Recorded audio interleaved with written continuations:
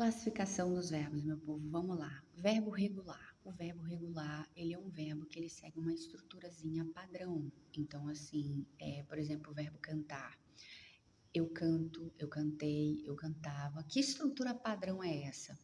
Essa estrutura padrão, ela tá ligada à questão do radical.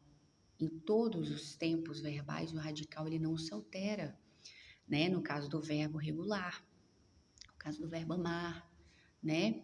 Então, por exemplo, verbo cantar, eu cantei, eu cantava, eu cantarei, eu cantaria, tá vendo? Em todos os tempos, presente, passado, futuro, o radical ele mantém, ele é um todo certinho, o verbo regular. Em contrapartida, o verbo irregular, ele não é o todo certinho, ele já vai alterar um pouco aí o seu radical, no caso, tá? Que a gente vai falar do defectivo. A diferença do defectivo para o irregular está no radical, tá? Então, o irregular, ele já vai mudar a estrutura aí, né? No caso aí do radical, tá? Ó, o verbo ter, eu tenho, eu tive, eu tinha, mudou tudo, né, Deli? No radical mudou tudo. O verbo defectivo, ele é um verbo que ele tem problema na questão do uso, né? Então, assim, ele é um verbo que a gente tem alguns grupos do verbo defectivo. Por exemplo, o verbo defectivo que está ligado ao grupo do radical. É o caso do verbo adequar, né? Por que ligado ao radical? Por exemplo, eu adequo, eu adequarei, eu adequaria. Eu adequo. Não fica feio falar eu adequo? Então, por uma questão de sonoridade, né? A gente não usa esse verbo. É aquilo que eu falei, o verbo defectivo, ele é defectivo porque a gente tem problema na questão do uso do verbo, né? Ele é um verbo que não dá para usar eu adequo, né? Fica estranho o adequo. Então, esse grupo dos verbos defectivos, aí vale a pena ressaltar que a gente tem alguns grupinhos dele.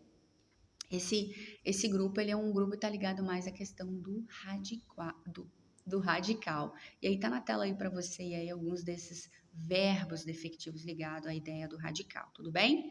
Outro grupo aí dos nossos defectivos, Délio, os unipessoais e pessoais, né? Que são aqueles verbos que não apresentam pessoa. Então, o prefixo in é um prefixo de negação.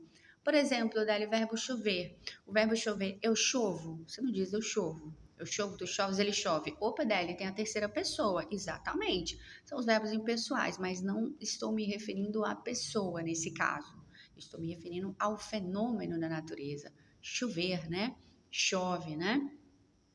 Beleza? É o grupo aí dos verbos impessoais e unipessoais, no caso do nosso defectivo. Então, a gente já falou de dois grupos do verbo defectivo, os unipessoais e pessoais e os que estão ligados à ideia aí do radical, tá? Outro grupozinho, e o último, não menos importante, do defectivo, é o grupo que está ligado à primeira pessoa do presente do indicativo, tá? É o caso do verbo abolir, por exemplo, tá? Você não diz eu abolo, por exemplo, né? Verbo falir, eu falo, por exemplo, eu falo, né? Então, são verbos que eles são defectivos mais necessariamente com a problemática aí do presente, da primeira pessoa do presente indicativo. Verbo feder, eu fedo, eu nunca vi uma pessoa dizer que ela mesma fede, tá? Então, são verbos defectivos. Eu espero ter contribuído enormemente aí para o estudo de vocês com essas dicas aí de classificação dos verbos. Continue persistindo, continue lutando e bora pra cima. Valeu!